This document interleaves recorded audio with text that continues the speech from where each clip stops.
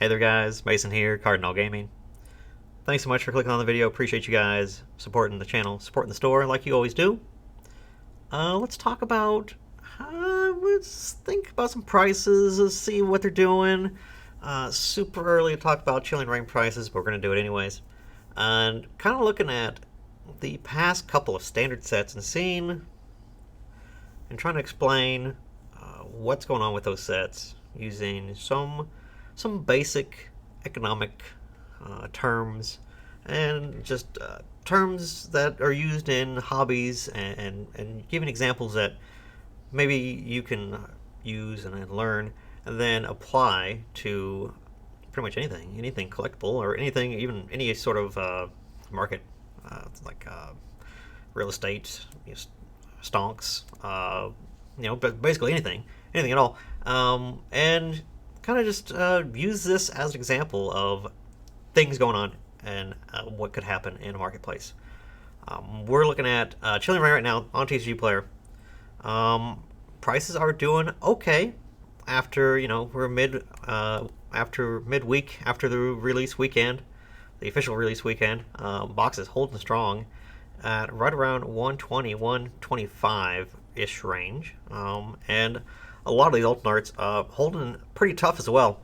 Really kind of surprised at these that are several over $100 still, which is pretty good to see. And even above $50, lots and lots of things in even multiple slots doing very well. So interesting things to look at. But I know a lot of people are out there looking at a lot of these alternate arts and just really wondering, why are they so cheap? What is going on? We looked at battle styles. Alternate arts continue to be very strong and very holding value. Particularly the Tyranitar V alternate art is still right at $90. Still doing very well. And the Rapid Strike Urshifu VMAX also holding tough right there at $80. So a lot of people are wondering, why are Chilling Rain already dropped so low when these alternate arts are still hanging tough? And there's a lot of things that play into that. There is a phenomenon that we're going to talk about called price memory. That's the first thing we're going to talk about. This is from a Channel Fireball little article, actually. Price memory is a measurement of how strongly a card is tied to a specific price in mind. It gives an example of Magic, and there's going to be a couple of Magic examples just because it's relatable. It's another card game. Magic fetch lands for Zendikar were, for a long time, basically $10. It was kind of like an exchange rate of, you give me $10, I give you fetch land. You give me fetch land, I give you $10. Kind of the same kind of thing. So a lot of people associate those two things together. For a long time, this Tyranitar was right around $100. So there's a lot of people out there that are still associating this card with $100. And that kind of probably plays into it staying and hanging tough as high as it is. There's a lot more things that could play into that. One of those things that, when you think about, we're looking at going back another set to Viv Voltage. Boxes, 170 still. Remember, Viv Voltage is, we're going back almost more than half a year. Probably going on 8 months, 9 months now of how long Viv Voltage has been out. A lot of these cards still, obviously, the Secret Pikachu VMAX is a big beefy boy at $265, and a lot of these supporters and a lot of these cards very expensive, comparatively to even the similar things in battle styles, and a lot of the most expensive rainbow and battle styles. Let's look and see what it is. Phoebe is at $28. And we have, multiple cards above $28 in the rainbow, and even full arts that are above that for Viv Voltage. And a lot of that has to do with what's called EV, expected value, out of a booster box. Again, we're going to hop over to, this is MTG stocks, the flip side of Pika stocks, which is a website that we're going to look at here very shortly. Same parent group that puts this out. And expected value is basically the value that you can expect if you open up a booster box. And these are the past couple sets of Magic sets that released, and then the average of what you can expect value-wise out of those booster boxes. Obviously, those two things, the price of a single and the price of a booster box, kind of go hand in hand. If a booster box is expensive, the singles in them should be, just as expensive to kind of justify that price. If something is that rare of a booster box, the singles that are out of it should be equally as rare, right? If we hop over to our buddy James, Z&G Emporium here, he has and is well known for his PSA values and the breaking down each beginner vintage WotC Pokemon set with the expected value out of a box, along with the box price. So one of the biggest things and awesome things about his spreadsheets that he builds out is the EV of a booster box versus the box price. With a base set unlimited box here, we're looking at $22,000 for a booster box price, when the expected value of the box is only just under $11,000. So obviously, a huge difference in the EV of a booster box if you open it. So again, we think about the EV and how those numbers are associated. Obviously, the booster box price, because of the scarcity of this product, again, price scarcity or scarcity of a product causing a price is a simple law of supply and demand. If something is hard to find, it's scarce, and it's desirable, the price of it can go up. That's why Vivid Voltage booster box is very desirable, basically because that chunky Pikachu is still so expensive that the value of that booster box is going to stay higher, because the EV, the expected value, and even the potential value of that box, the potential of having a $260 card and a $170 booster box, that can skew the EV to be high, which causes all these other things to be high. So how does this play into Chilling Reign and what we're seeing with Chilling Reign? Obviously, a lot of very expensive cards still in Chilling Reign, still super early, so there's a lot of product out there still. There's no problem with supply. Supply seems to be very strong. And looking at the singles here on TCG Player, even with alternate arts, there's multiple listings of it. Plenty of opportunities for prices to fluctuate, go up and down. And we'll look at a couple of these prices and see how they are moving with the value of the box. We can look at here. Again, Chilling Reign is on Pika Stocks. Pika Stocks is a website that uses graphs to basically chart the value of a card over time, or they even do sealed product now, which is cool. Chilling Reign is on here. You have to scroll down just right here in the S's and hit Chilling Reign. It's going to have all the cards broken down by price.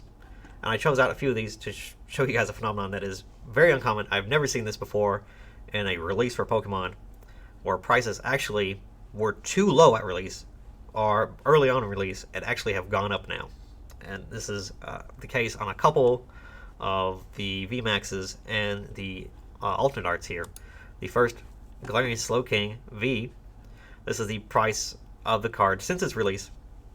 And a lot of these I've trimmed down to kind of compact into the release past couple week.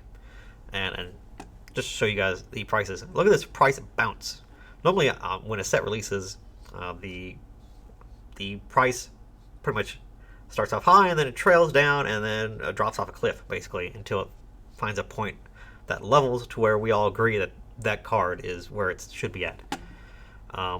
But these cards actually have popped back up, either because maybe demand was higher once this release set popped out.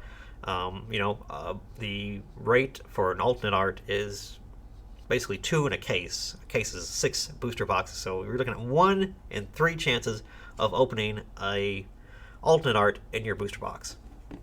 So maybe these cards were more rare than what people thought, or maybe they are harder to pull, or maybe there's more demand just in general for these cards and people don't want to chase them. But again, you can see this little dip here, and I'm looking at the green line on Pika stock, so that's the low price. This early on, the average doesn't really help us. The market doesn't really help us because it's so early. The only thing that really tells us true information is the low, and I like looking at the low anyways because that's the lowest active price. The lowest card on the website should be the first one to sell. Should be. So again, a big kind of like, correction here during this week after the set releases here on Friday, the 18th. So with this Ice Rider Calrex alt art, I pulled one of those out of one of my boxes. Very cool card. The Galarian Moltres did the same thing. This is release,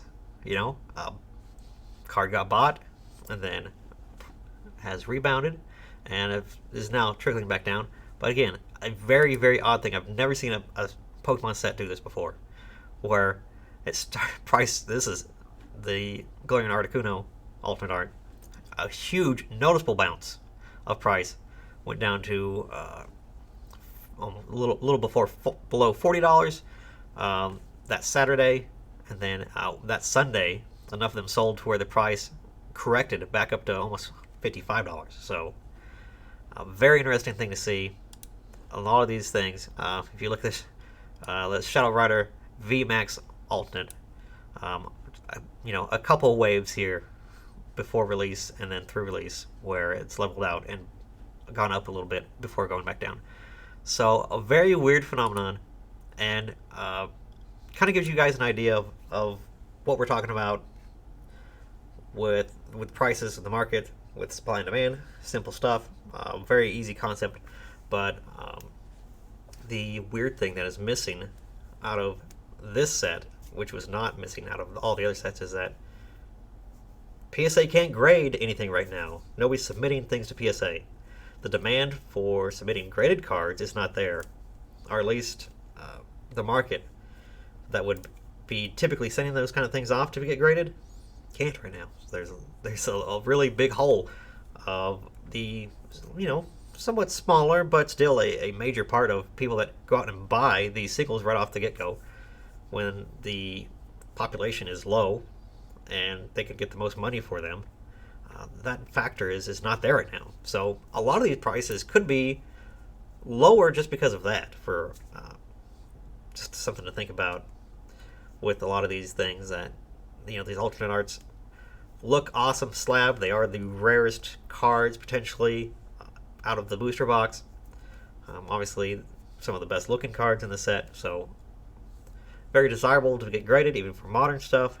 And a lot of those cards that would have been bought up by people submitting things to PSA and flipping them is not being done right now. So an interesting thing when you think about things as a commodity. Commodities are the raw materials that are used towards an end product. Commodity could be a booster box, the raw material, as in, and even for people that grade the cards, the cards themselves could be a commodity that goes into an end product.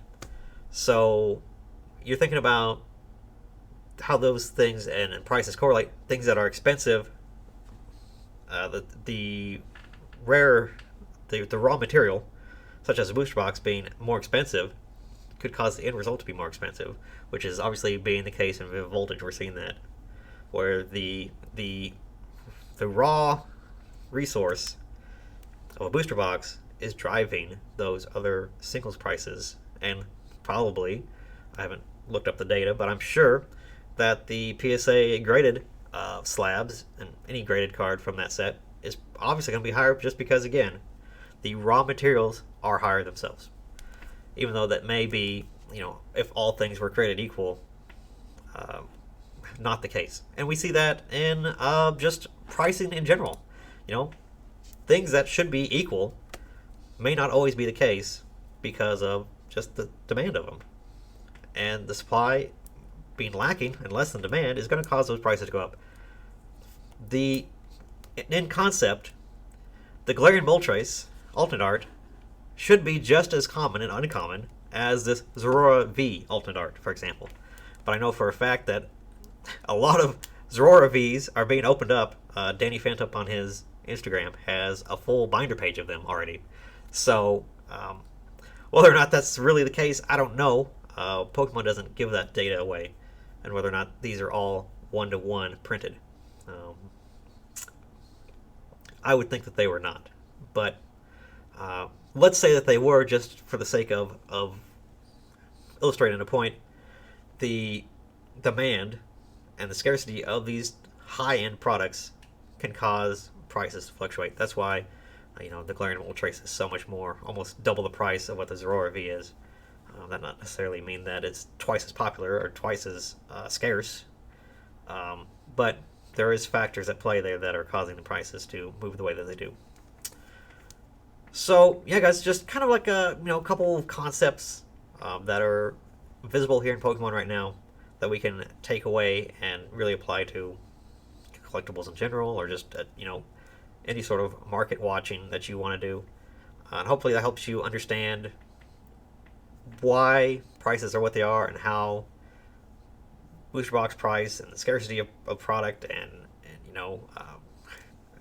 set releases and time on the market, all those things play a factor into how these prices end up and where they go eventually. So Chilling Reign, very interesting set to watch. Again, watching those prices bounce, I've never seen that before, ever. So just a weird thing, a weird set, and a cool set to see where it goes in the next couple of weeks. I'm sure you'll be watching it, and I'll be watching it as well, because that's what I do, right? But that's all I got for today, guys. We're going to talk about some other stuff, do some Q&A videos here before too long. So appreciate you guys watching, hanging out till the end, and I will catch you guys in the next one. Goodbye.